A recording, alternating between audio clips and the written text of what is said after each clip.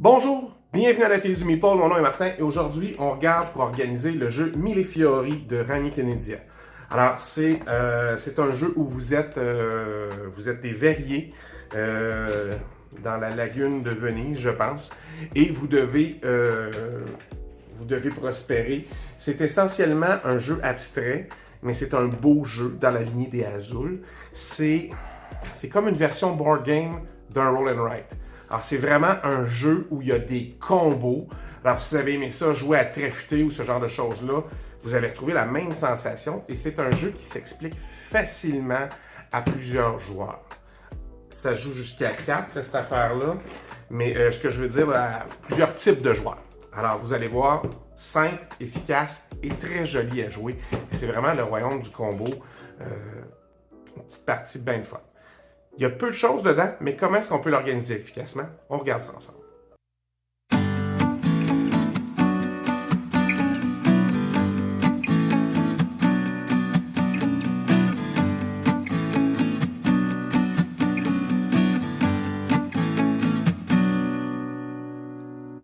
Regardons un peu ce qu'il y a dans la boîte de Mille Fiori de M. Kennedy.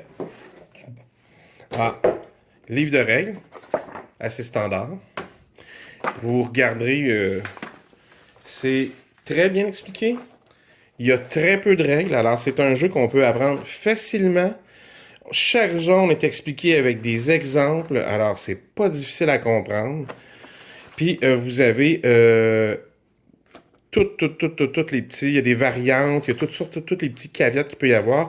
Et la fin de la partie est à l'extérieur complètement du livret, au dos. Alors, c'est quand même bien pensé à ce niveau-là. Le plateau de jeu est magnifique, très coloré. Alors, vous êtes des marchands de verre et vous essayez de devenir le meilleur, le plus grand verrier. Il y a des différentes zones qui sont représentées par les couleurs où vous allez aller travailler, jouer vos cartes. Alors, ça aussi, très très bien pensé, très bien fait. Euh, Par contre, quand on regarde la boîte, on se rend compte qu'il n'y a rien dans ce jeu-là. Il y a un paquet de cartes. Il y a des jetons individuels. Là. Vous avez un petit bateau et un petit pion qui vous représente. Puis vous avez des petits losanges qui représentent votre faction. Alors, chaque faction a une couleur différente. Puis c'est du vert, donc c'est transparent. Ça permet de voir où vous le mettez sur le plateau de jeu. Ça vient avec plein de petits sacs. Vous savez que j'aime pas tellement les sacs, mais bon. Mais c'est surtout que ça vient qu'une boîte vide. Ça veut un insert là, qui garde les choses dans le milieu.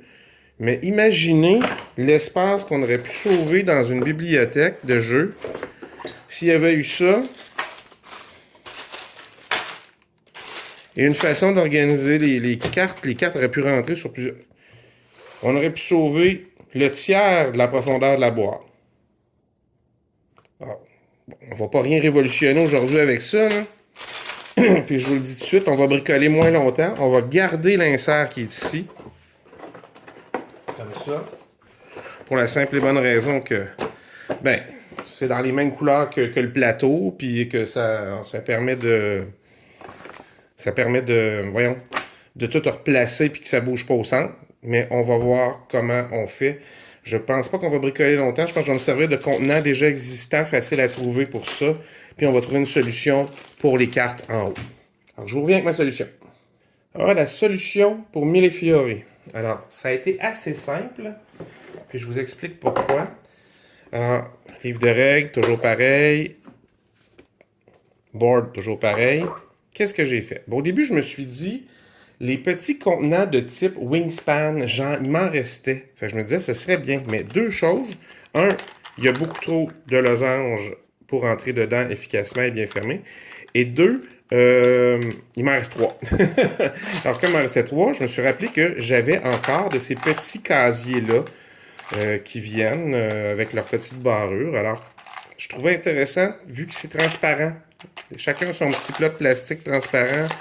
Vous le mettez sur la table, voilà, chacun l'utilise.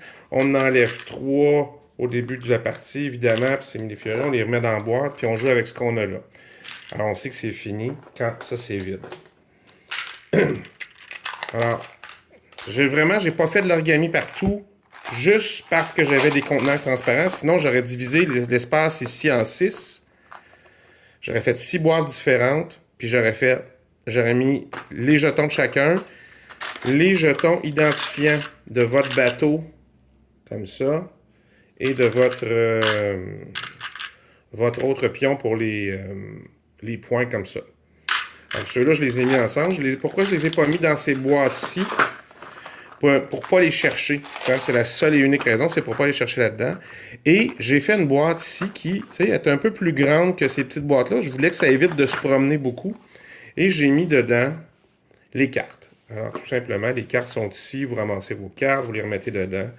Alors, j'ai pris, vous savez, j'ai acheté il y a très longtemps, quand j'ai commencé la chaîne, il y a plus de 2 ans, 3 paquets de papier qui servait essentiellement pour le scrapbooking. Alors, j'en ai un que c'est toutes des couleurs bizarres comme ça. Alors, je me suis dit, ben ça va être le jeu très coloré. J'ai pris ceux-là. C'est une bonne occasion de les passer.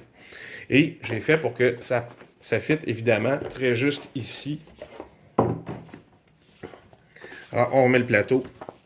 On remet les instructions et vous avez une organisation toute simple de Millefiori. Vous auriez pu, comme je vous disais, vous servir de l'origami d'un bout à l'autre sans problème. Là, l'avantage des contenants transparents, c'est qu'on voit les pièces de jeu. Alors, j'espère que vous avez apprécié sa solution toute simple pour Millefiori. On n'est pas toujours obligé de se casser la tête. Là, je cherchais les petits contenants à la Wingspan. J'ai trouvé ceux-là qui étaient transparents. J'ai fait avec. Sinon, qu'est-ce que j'aurais fait? J'aurais effectivement, comme je disais il y a un instant, j'aurais divisé l'espace en 6. J'aurais fait des 6 couvercles qui rentrent serrés probablement ou un peu. Puis j'aurais fait des intérieurs légèrement plus petits. Puis bang, bang, bang, je me serais enligné comme ça. Puis j'aurais réussi à tout organiser de la même façon. Là, l'avantage, c'est transparent. On voit ce qu'il y a dedans. Et pour pas que les cartes bougent et se fassent endommager, je leur ai fait une petite boîte séparée. C'est tout. On n'est pas toujours obligé d'avoir des solutions compliquées.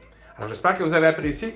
Si vous aimez ça, vous pouvez toujours poser des questions. Je réponds toujours à toutes les questions. Vous pouvez aussi vous abonner à la chaîne, activer la petite clochette si vous voulez être renseigné la prochaine fois qu'il y en a une qui va aller en ligne. Alors, vous êtes toujours les bienvenus. En attendant, on se revoit la prochaine fois. Amusez-vous.